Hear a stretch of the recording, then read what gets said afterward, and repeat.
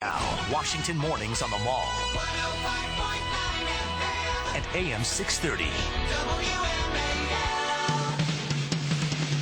6:37 on WMAL. This is where Washington comes to talk later this morning. At 7:05, we are going to take up this issue with Phil Robertson of Duck Dynasty being suspended from the show because of his comments about homosexuality and whether it is a sin or not. Then at 7:35, Senator Jim Inhofe, Republican of Oklahoma, joins us to talk about yesterday's vote on the budget deal. And at 8:05, Tom Davis, former Republican congressman from Virginia, will ask him about, boy, oh boy, how things have changed in the Old Dominion for the Republican Party.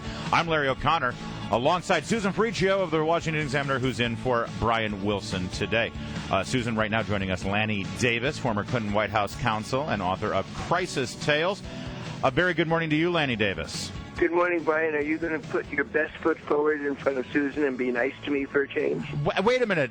You're right that Brian is never nice to you, but this is Larry, Lanny. Larry. And you know that I am. Larry, I'm sorry, exactly. Larry. I don't think that's possible. We are constant. Oh! All right. You know what? Let's defer to somebody much wiser than either of us, any of us, in fact. Of course, the great Barbara Walters last night had Hillary Clinton, your buddy, your pal, your old friend, may I say, your hero in every possible way. Hillary Clinton was on with Barbara Walters as one of the top 10 most fascinating people of 2013. Here's what Barbara had to say to Hillary. I have to push for the answer about whether or not you might run for president. I haven't made up my mind. Really have not. I will look carefully at what I think I can do and make that decision, sometime next year. Lanny Davis, isn't it true when she says, I have to think about what I can do, what she means is she needs to ensure that she's going to be handed the Democratic primary on a silver platter and she'll get the nomination by acclamation and she doesn't have to really work hard for it? No. There's one 100% certainty, which is that the hardest working person that I've known, maybe second to me, because I know me, is Hillary Clinton. If she wants to run for president, which she showed in 2008 when everybody gave up on her and she ended up sweeping all the big states and she wouldn't give up, is incredibly hard worker, is Hillary Clinton, does not feel entitled to anything, will bust her you-know-what to get nominated, and then I think hopefully have a high-level campaign with the Republican candidate so we can actually have good choices in. But I don't think she's made up her mind. I haven't talked to her about this subject, but I'm convinced that she has not made up her mind. Lanny, you know her well. Can you share with us what you think might be at the top of her list of considerations while she's mulling whether or not to run for president? What do you think is making it hard for her to make up her mind? Well, I know, again, I'm guessing, so please let me just be an observer, even though we've known each other for, I hate to use the number 40 because it tells you how old I am, but over 40 years ago we first met at law school, and I've considered her one of my best friends and one of the people who I most admire, and I honestly think that her life choices have always been public service.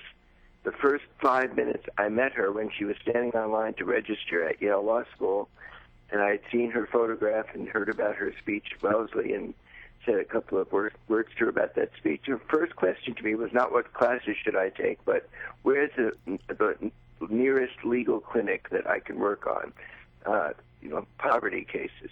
So this is somebody who's public service committed, and when she decides to run for president, if she decides, it's because that's the way she chooses to serve. But one way or the other, she's looking at options, and I don't think she's made up her mind. Lanny Davis, Barack Obama is right now looking at some of the worst approval ratings by a fifth-year president since Richard Nixon. I know that Hillary Clinton is very familiar with former President Nixon as well. It seems to me that if she's going to run for president, she's going to have to distance herself from this very unpopular president at this time. Where do you think she'll be able to show some daylight between her own policies and the president's policies, or is she sort of stuck with the Obama legacy? Well, let me give you an insight. It's a great question, and thank you for asking. I think Hillary Clinton all her life has focused on issues and facts. Where they take her is not to have a strategy to distance, but to endorse policies that she supports and to disagree with policies that she doesn't. So starting with national health care, she has supported that concept as I do from day one. She also sees that facts are undeniable, that this thing is not working, that it's broken. So she'll let the facts, I think, guide her, and her policy and issue positions guide her. She's not going to make a strategic decision to distance herself from anyone. God knows Barack Obama has been great towards her, and he gave her the opportunity to be one of the great secretaries of state of our modern history.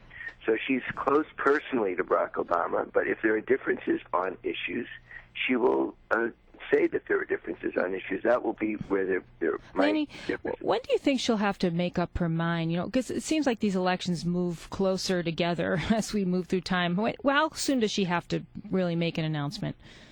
Oh, my goodness. Given her stature and her national name recognition, and might I say her successful campaigns in the past where she's put together fantastic political organizations. She started in New York, way behind.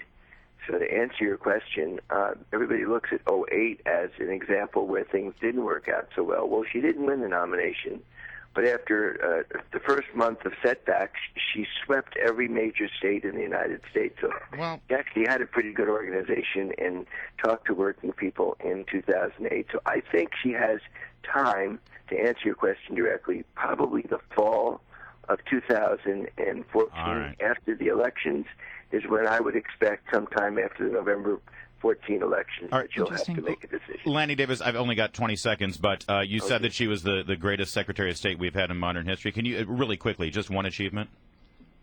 Yes.